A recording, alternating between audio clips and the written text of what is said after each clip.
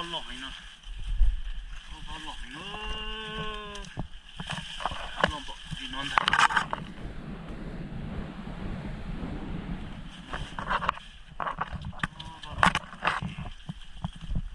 Bị khá là sợ ít chỉ thế sao?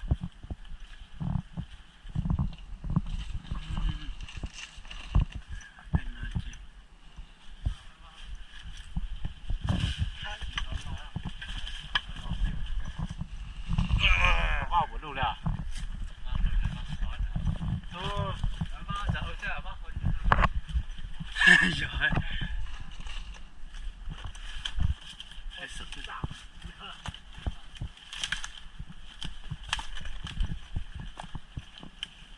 Tên nó sẽ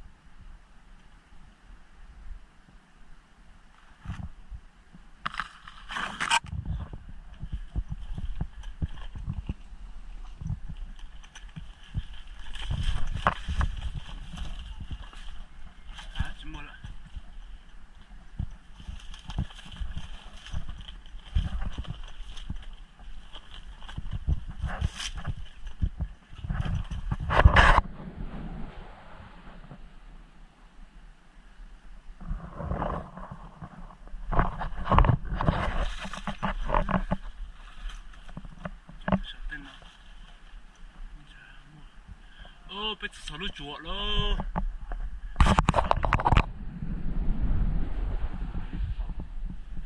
少你少哦。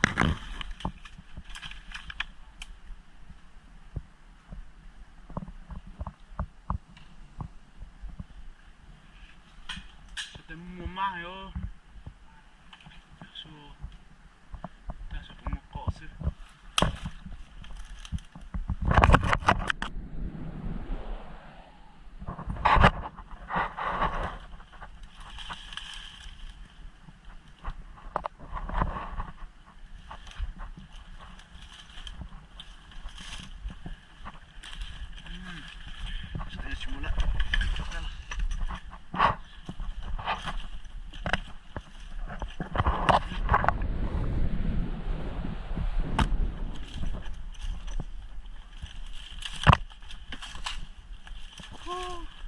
Lọt kìa, mà không mở rộng cả. Lọt tiền.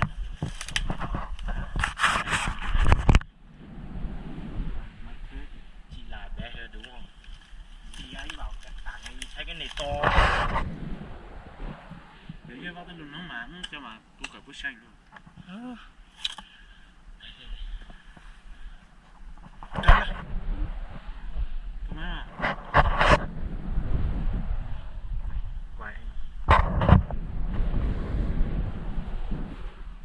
Sắp nhỉ?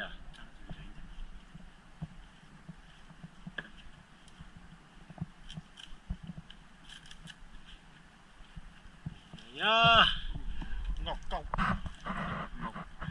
khủng tím khủng, cái này phải gọi là khủng lồ. Cái này chặt vào đấy. Ok. Họ cũng đó cái vào lục cái vào nó máy nó kỳ tàu chỉ kỳ. Rồi có một cái khu đua.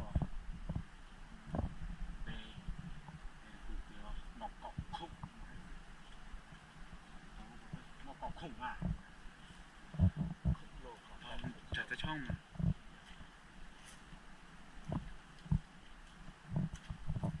Nó tạo ô vào một chùa ký vào ký lục tàn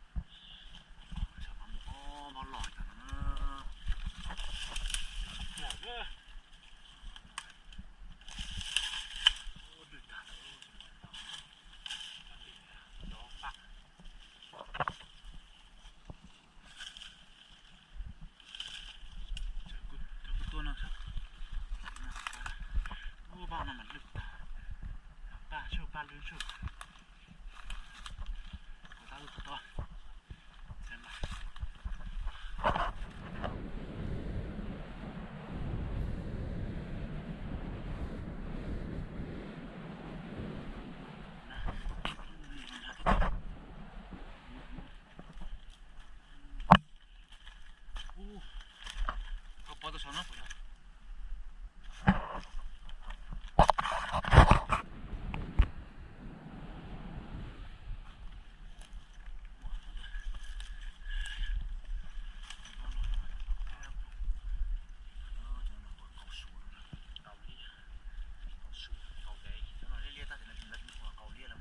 mấy chấm mong của cầu đi ha, tôi chấm mong là của cầu đi, cầu đi còn gì nữa.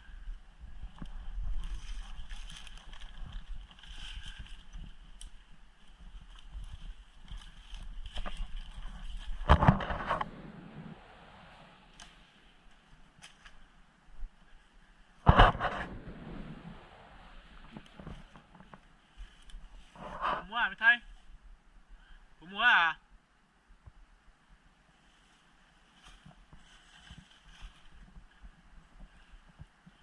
Ôi trời ơi, nó lọt này nó.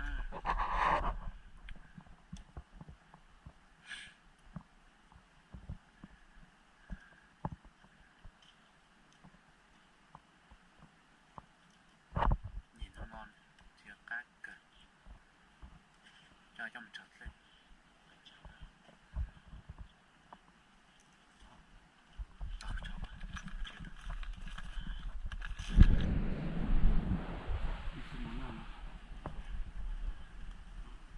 Ta chua vào là thằng mà bạn thì chơi luôn nó cũng mà không có nào biết gì nữa rồi.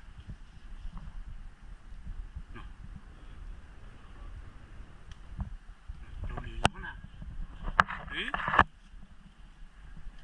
Ui.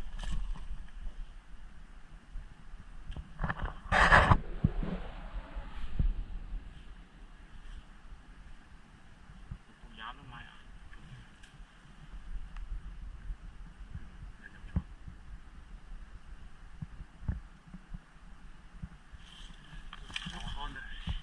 Nó con cũng chẳng muốn trở rồi.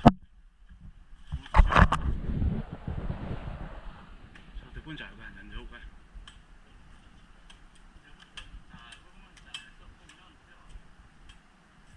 chỉ mua bên đủ mò. Chính xác. Đánh sao?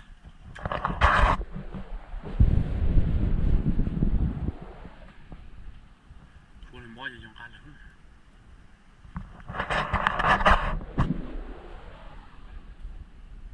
Chứ là xả thì mình nhớ tuổi chẳng.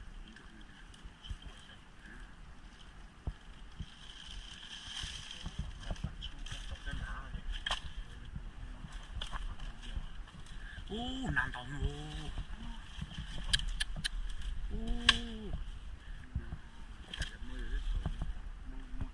Bố cháu phải ngô.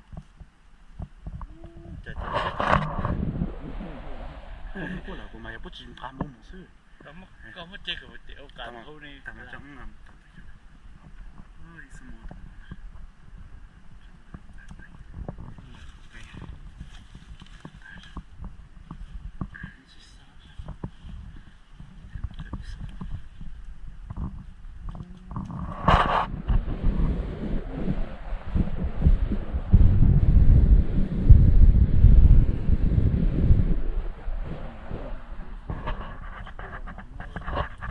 Mùng mua cái bố của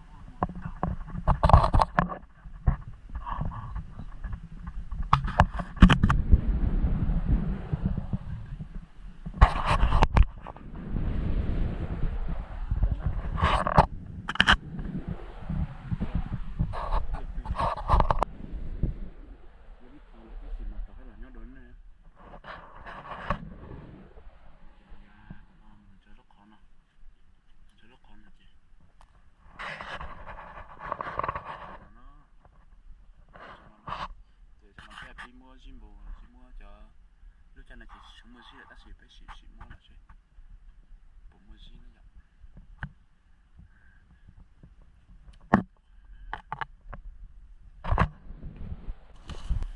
không coi nè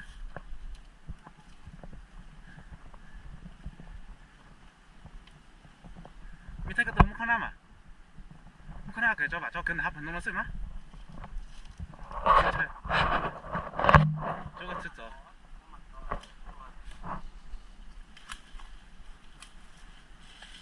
나 그럴 거야 위에 문 갖다 놓고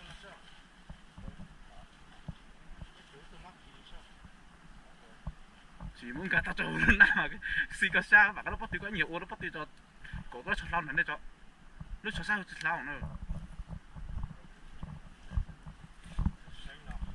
nó thì là để nó mua gì nữa thì là để nó mua gì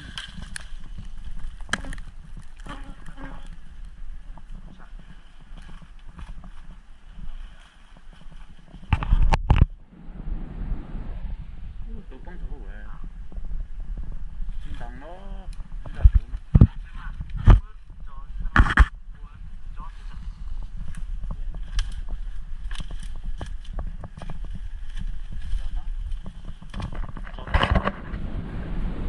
cái tay chân chạy nữa nó tìm ra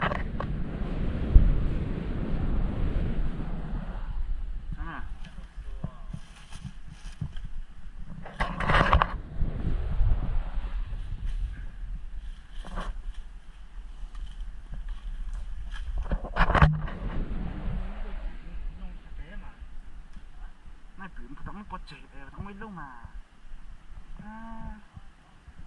mà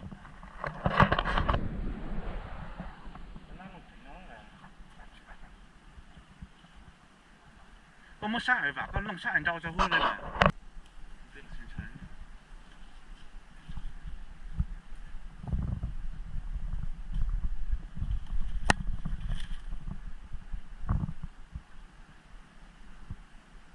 tắt trên này bạn đi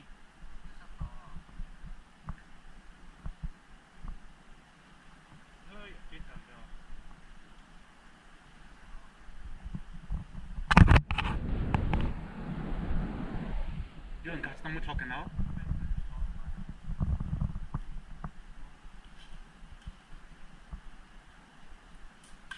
저모장 같아요.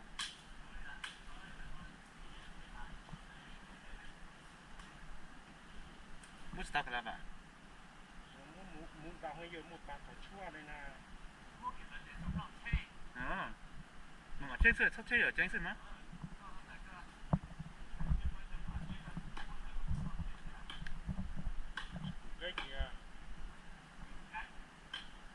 sự tí sự lâu lâu sự là lâu kỹ tối toàn gan được cho cái rồi sáng sự là sao mua tệ lại lâu kỹ tối là sự bố mà sao mua con nọc cái bảo cho cái trong thần lâu ta mà bố sẽ tỏi chạy mình thấy có sự vậy cho cái những cá nọ chứ mố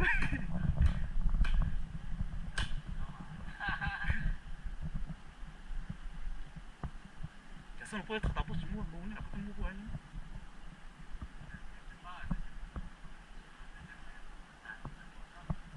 cà phê là đó cà phê cho ta lỡ cái từ cà phê có nát xanh lợ có nát xanh lợ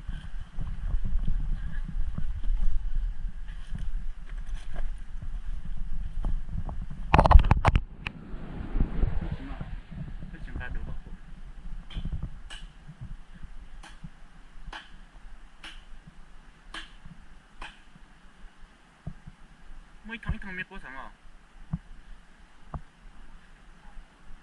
我在咱们种咖啡都是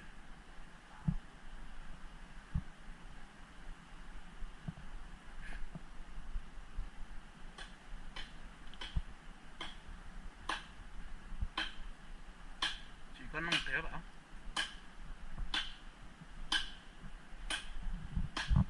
，nó mạnh sao cho nó bao thật vậy.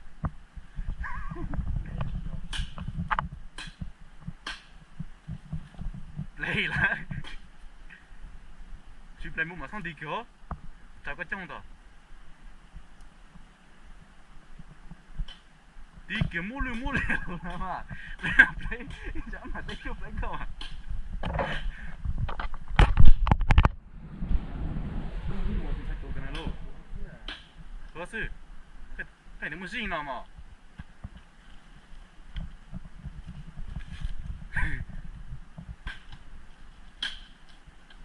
mua số thế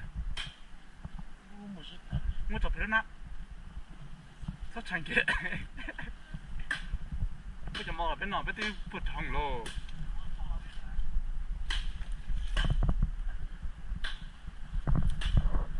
mua mua mua trong nó cho cái con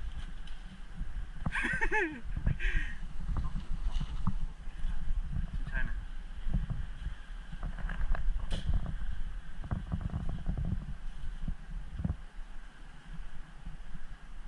bố tự cái để xong thầu cũng tôn được bụng để mấy ta thầu được bụng để nào chỉ ở đây một gì một tên đúng một gì một món cho đúng ngon nhá bây giờ mua cái thằng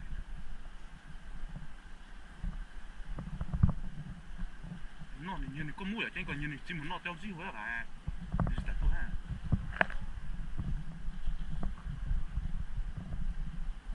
xin đón thay cái lúa xin đón thay cái gì cái số gì cái số tiền lại ta xin đón liền luôn ngon nhất mua gì nó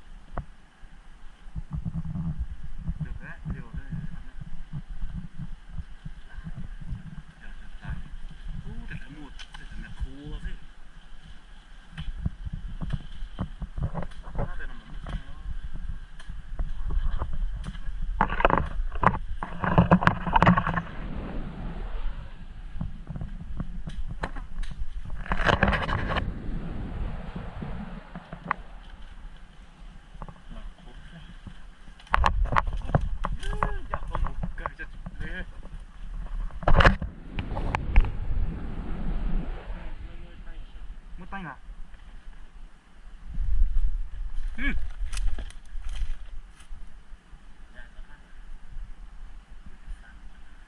có tay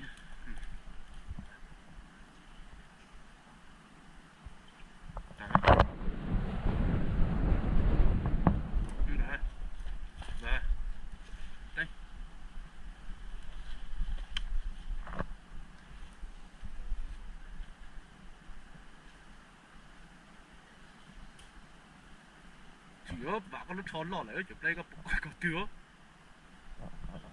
để mình luộc cái thì giờ chú ý cho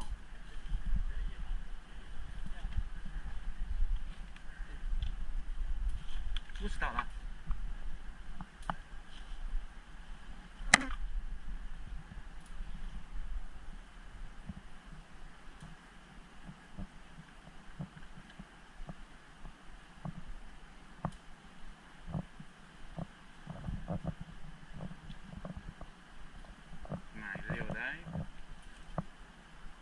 liều mới ăn nhiều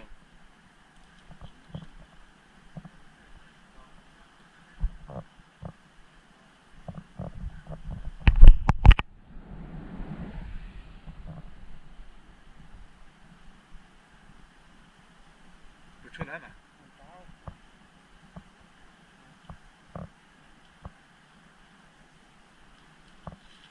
มันหูแล้วป่ะ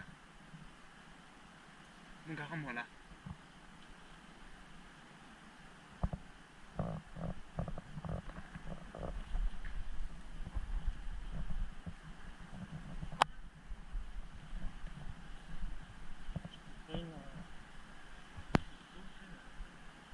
รู้ติดตา lửa xí mà rồi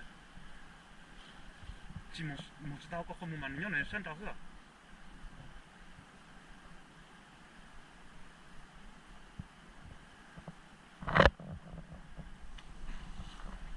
cho sai cho mua gì ấy mua cho mua gì được thế nào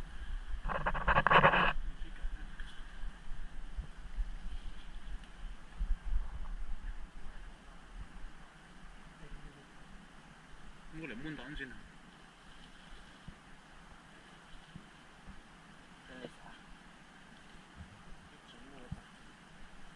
cho mấy cho lục lục của các thủ xuống nhớ à thanh à hôm nay nó có lục quả ít chả tới sợ quả ít thì nó sợ nó có lục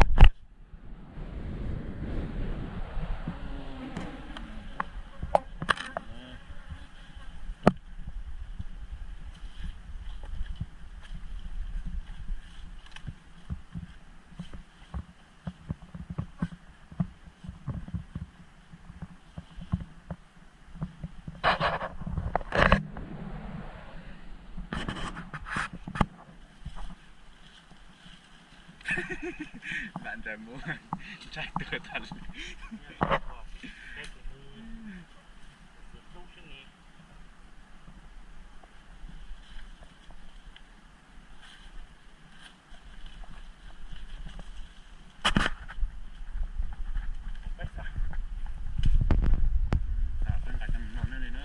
Khăn lấy đi. Ê, chẳng một chút tao. Để đánh nhiều nhiều tí. Không thôi. Chỉ hết cái mua chơi.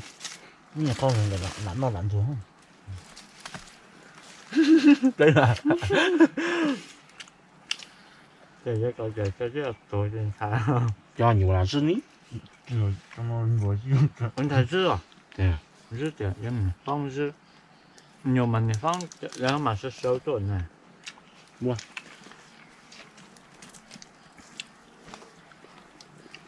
Giờ tưởng nó chỉ dài dài đó. thì nhớ sao không mua Kịn hơn.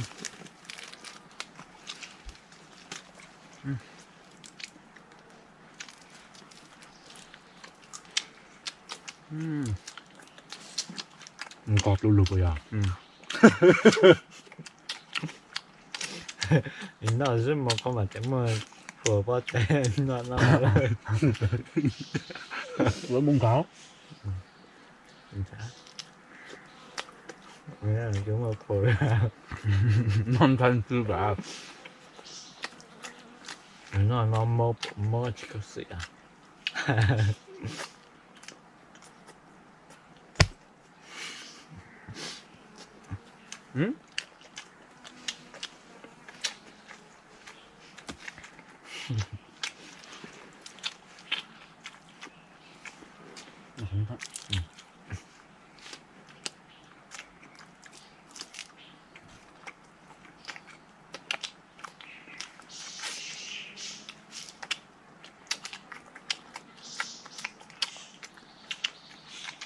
Tôi mua giả cho mua táo bé của ít của tây ạ. Nó chứ là cái tổ chức.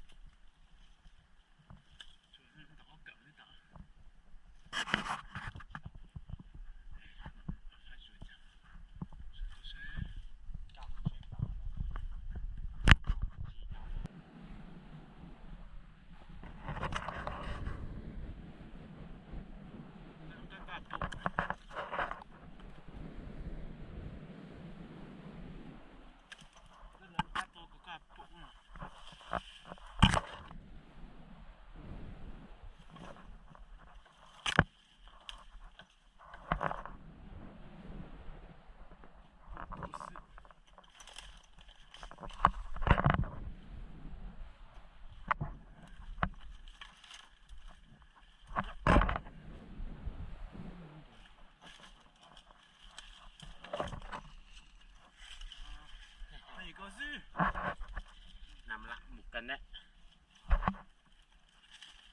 Không cái gì là không, cái này nhất phải có 6-7 tấn này.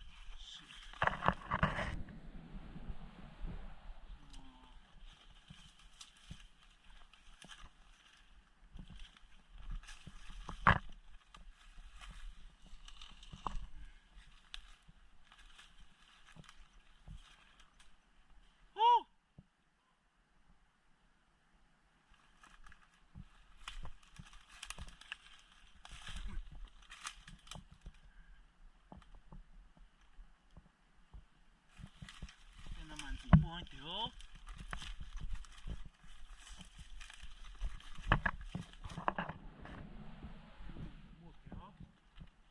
mua cái cuốc cho tỏ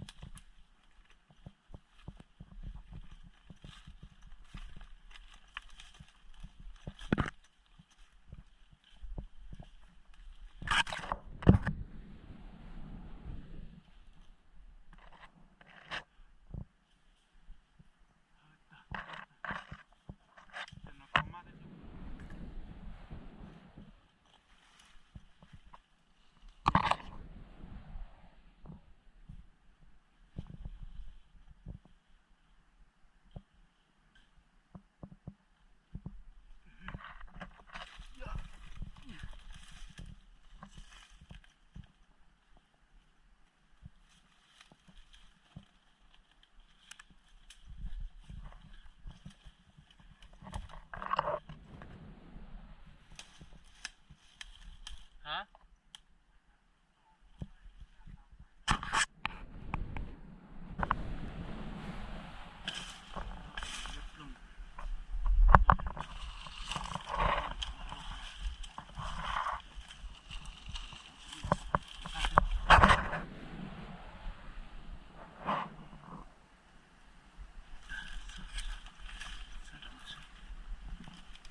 Cẩn thận nha.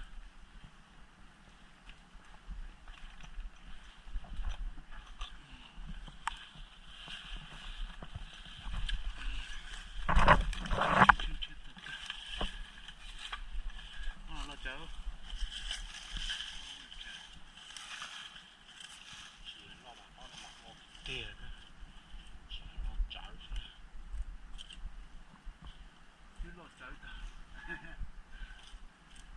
lo cháu ta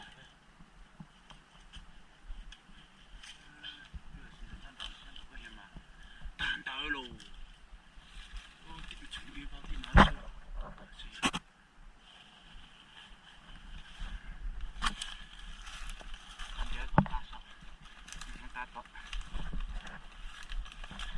bao trả tiền muộn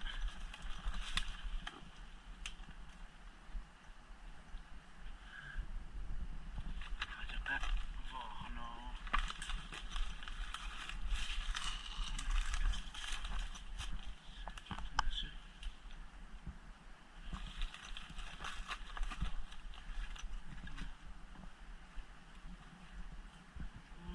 chả gì chả xia hình nữa xia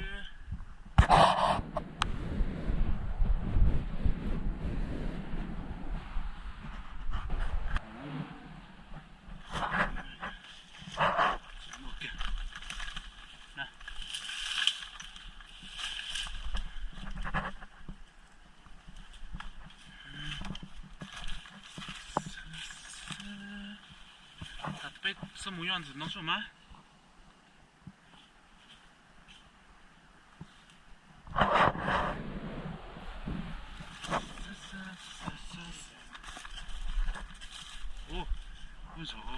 mà nằm đọc rất nhiều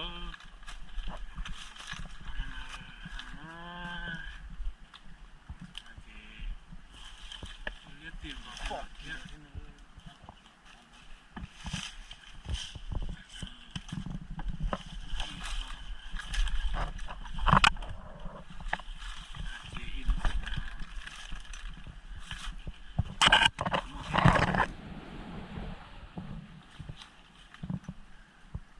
ui bao tiêu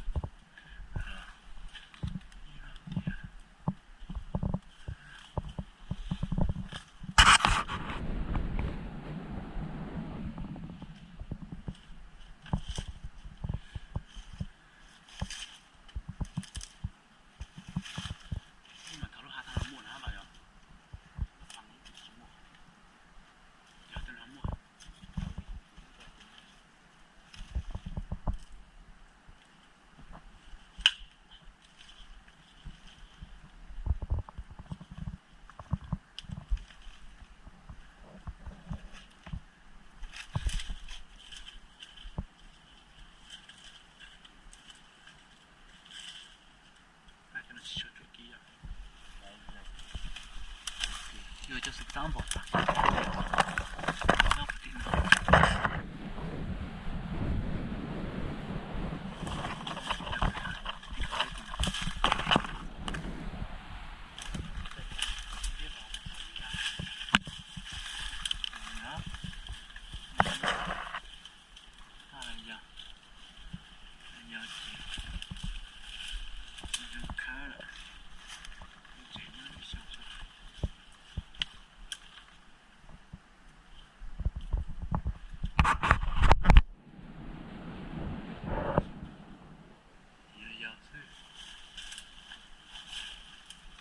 Mua là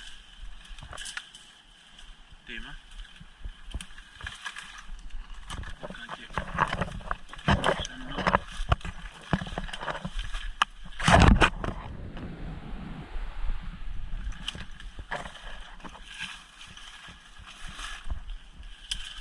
man đọc cả xem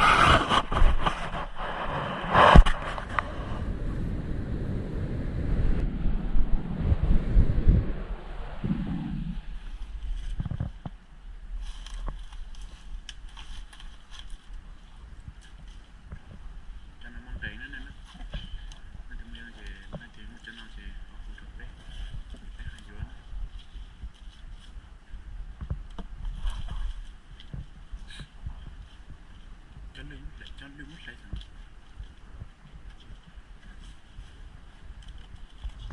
cái thấy cả